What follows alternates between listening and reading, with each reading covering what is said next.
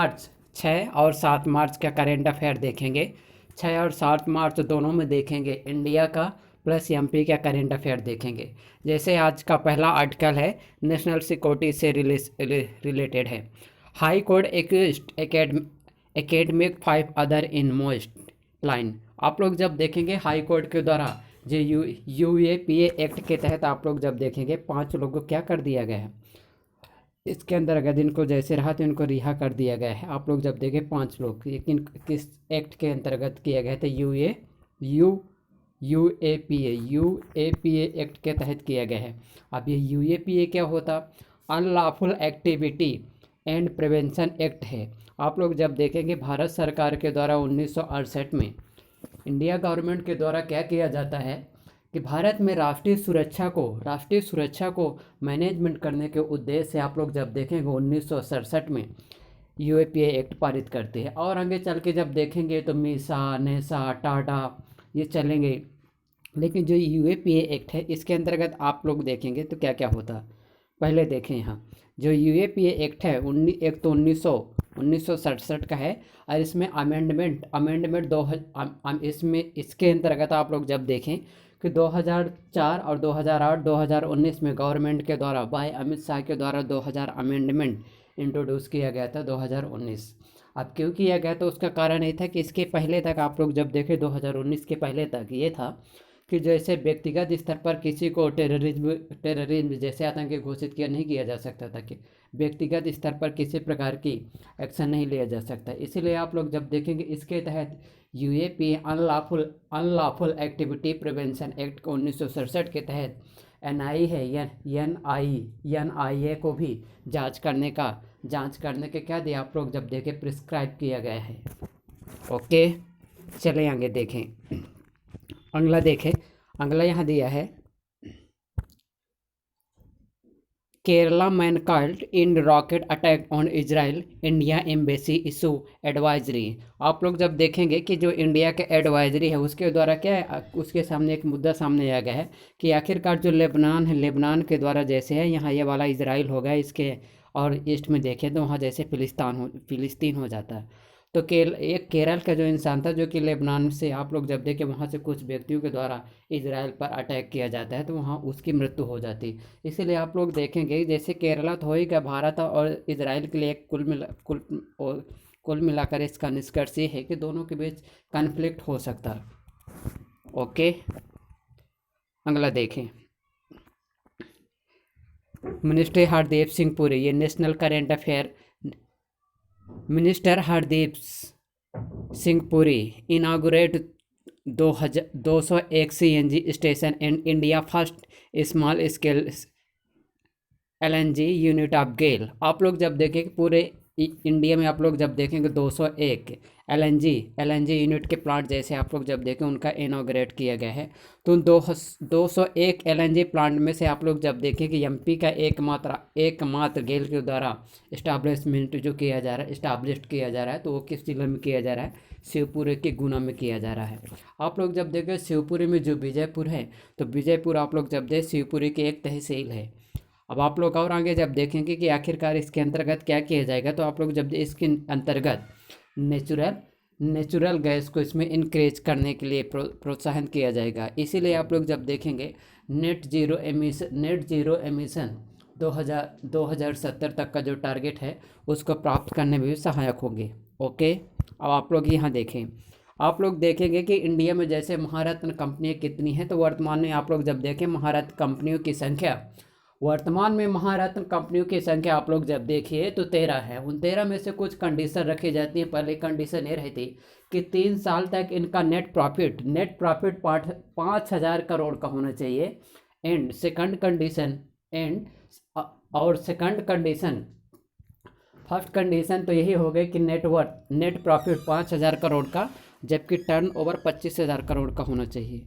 ये हो गई तो भारत की महारत्न कंपनियों में से एक है। तो इसलिए वर्तमान में देखें कि इंडिया में 13 महारत्न कंपनी है, तो उनके लिए 2 ही कंडीशन है। अभी एमपी में 3 थे महारत्न कंपनियों में से 3 कंपनियां एमपी में भी, जैसे एनटीपीसी 1975 में स्थापित होती, वर्तमान में सिंगरौली में काम करती है, और 2010 में आप लोग जब देखेंगे तो इसको महारत्न का दर्जा दिया गया था।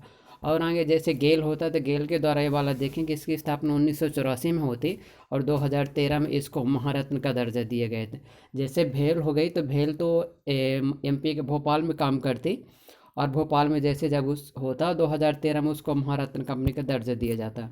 अब पूरे इंडिया में जितनी महारत्न कंपनी है तो वो 2024 तक 13 कंपनियां हैं। तो लास्ट के जो 3 ही कंपनी है जैसे पावर फाइनेंस कॉरपोरेशन कॉरपोरेशन 1986 की स्थापित हुई है, 2021 में उसको दर्जा दिया गया था। फिर रूरल इलेक्ट्रिफिकेशन कॉरपोरेशन लिमिटेड 1969 में स्थापित हुई और जैसे ऑयल इंडिया लिमिटेड ये पुरानी है। और इसके पहले 9वें नंबर की जो है power grid corporation in India 1989 में स्थापित हुई थी। तो ये 13 महारत्न कंपनियां हैं। इनमें से पहले क्वेश्चन आ जाता है कि निम्नलिखित में से कौन सी कंपनी है जिसको महारत्न का दर्जा नहीं दिया गया। तो आप लोग इसको क्रम से याद रखिएगा। ये महारत्न कंपनी हो गई। जैसे ये वाली कंपनी है, किस वर्ष में भारत हेवी इलेक्ट्रिकल्स लिमिटेड को महारत्न कंपनी का दर्जा दिया गया। तो आप लोग जब देखेंगे इसका राइट आंसर होगा ऑप्शन नंबर 3। अब अगला देखें, आप लोग जब देखेंगे पूरे भारत में जैसे सॉलिड वेस्ट मैनेजमेंट के लिए जो प्रयास किए जा रहे हैं तो उज्जैन और जबलपुर में आप लोग जब देखें इसके प्लांट स्थापित किए जाएंगे। इसीलिए 250 करोड़ रुपए का इसमें इन्वेस्टमेंट किया जाएगा। इन्वेस्टमेंट करने के साथ साथ आप लोग इसमें जब देखें कि 2 शहर इसमें चुने गए हैं। वेस्ट मैनेजमेंट के लिए सबसे महंगा प्रस्ताव ठुकराया मंजूर होता तो मिलते 125 करोड़। ये 2 शहरों को मंजूरी मिल गई है। अब अगला देखिए, जैसे सॉलिड वेस्ट मैनेजमेंट के लिए जैसे जब प्रोसेस रहती है उसके लिए जैसे प्रोसेसिंग के बाद हो जाएगा रिकवरी के बाद आप लोग जब देखेंगे ट्रांसपोर्टेशन हो जाएगा। इसके बाद कलेक्शन के बाद डिस्पोजल। इस प्रकार की इसकी प्रक्रिया अपनाई जाती है। इसी के अंडर में आप लोग जब देखें ठोस सॉलिड वेस्ट मैनेजमेंट करने के लिए 2016 में गवर्नमेंट के द्वारा एक एक्ट पारित कर दिया जाता और आगे चल के 2022 में 1 जुलाई से तो जैसे अब यहाँ पर आप देखें एनएसओ के द्वारा जो इंडिया के बेरोजगारी दर के संदर्भ में है। जैसे एनएसओ के द्वारा जो रिपोर्ट जारी की उसके अंतर्गत ये रिपोर्ट जारी की कि बेरोजगारी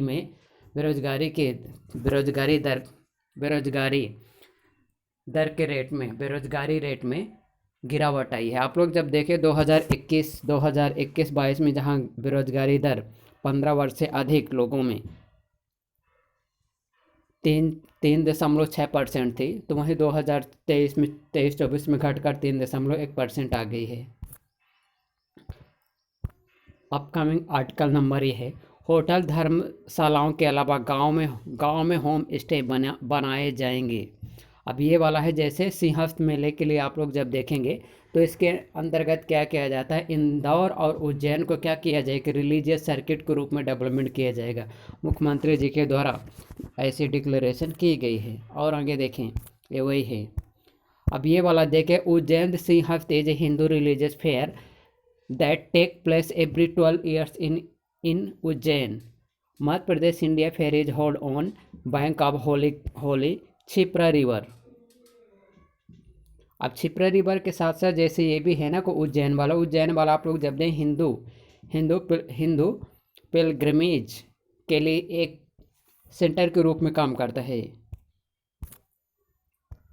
अब ये वाला देख के क्षिप्रा रिवर के बारे में आप लोग जब देखेंगे तो इंदौर के ककरावाड़ी पहाड़ियों से निकल कर आप लोग जब देखेंगे तो एमपी में राजस्थान के बाद फिर एमपी में आ जाती।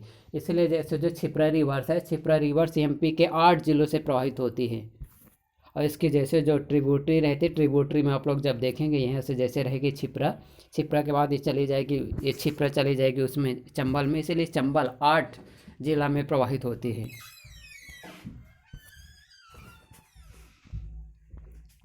रुद्राक्ष महोत्सव का आयोजन एक किस शहर के अंतर्गत किया जा रहा है, तो प्रत्येक वर्ष जो सीहोर जिला के अंदर कुबेसर धाम में मनाया जाता है रुद्राक्ष महोत्सव का आयोजन। तो यह 8 मार्च 2024 से शुरू हुआ है।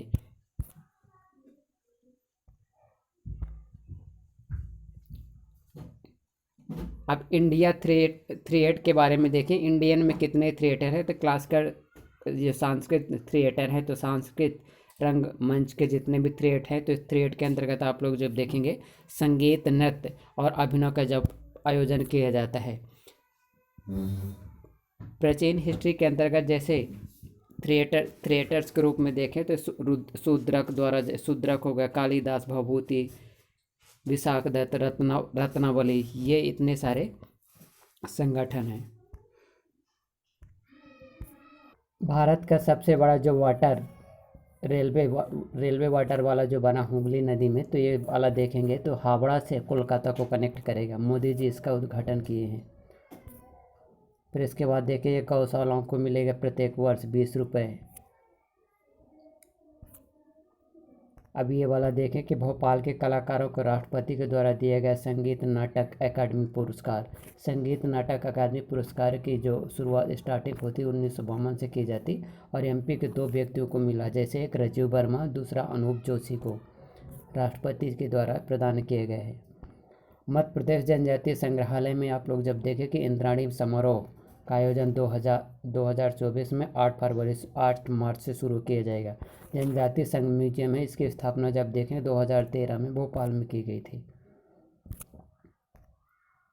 ये चित्रकूट जो धाम है, चित्रकूट धाम से आज देखेंगे कि 200 लोगों को बस के माध्यम से वहाँ तक पहुँचाया जाएगा।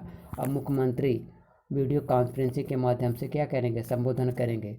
चित्रकूट रहता है, चित्रकूट का मतलब ये होता है कि मतलब आश्रम की पहाड़ियाँ होती हैं, अनेक लोगों को आश्रय प्रदान करने वाली पहाड़ी को बोला जाता है वो चित्रकूट। कई आश्रयों की पहाड़ी कहलाता है, हालांकि इसका मूल नाम ब्रह्मपुरी है, ब्रह्मपुरी चित्रकूट। ये बात क्राफ्ट हैंडलूम टूरिज्म विलेज के बारे में, जैसे चंदेरी अशोकनगर जिले में प्राणपुर है, तो उसको एक जिले के रूप में मान्यता मिल गई है। गांव के टैगलाइन हर घर उत्पादन केंद्र, हर घर बिक्री केंद्र, पुराना गांव बाजार। अब ये वाला देखें पन्ना टाइगर रिजर्व कैमासन वाटरफॉल से 3 माह बाद फिर निकली जलधारा। तो पन्ना टाइगर रिजर्व के बारे में, इसकी स्थापना बायोस्फीयर रिजर्व जब देखें 2011 में बना था, 2020 में आप लोग जब देखेंगे इसको वर्ल्ड हेरिटेज साइट में शामिल कर दिया गया।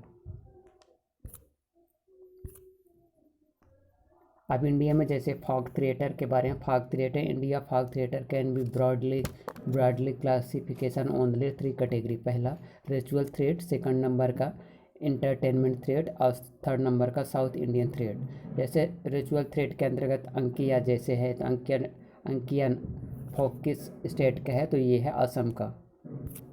और अगला देखें अंकिया के बाद जैसे वैष्णव धर्म से संबंधित है। फिर इसके बाद जैसे ये हो जाएगा अंकिया के बाद काला के वाले वैष्णव धर्म से संबंधित है। फिर इसके बाद यही हो जाएगा रामलीला, जो रामलीला का संबंध है, तो रामलीला जो किस राज्य में मनाया जाता है, विशेषकर यूपी में। फिर इसके बाद आ जाएगा रामलीला के बाद आ जाएगा रासलीला, तो रासलीला किस राज्य में मनाया जाता, तो मनाया जाता है गुजरात। फिर ये रासलीला तो गुजरात में मनाया जाता है। फिर जैसे भूटा मनाया जाता है कर्नाटक में। फिर रमन मनाया जाता है उत्तराखंड में। फिर ये वाला और अंग्रेजी देखे भवई, जो भवई होता है तो जो गुजरात और राजस्थान में मनाया जाता है। स्पेशली अगर आप लोग देखेंगे कि एमपी के भी जो भील जनजाति उसके द्वारा मनाया जाता है।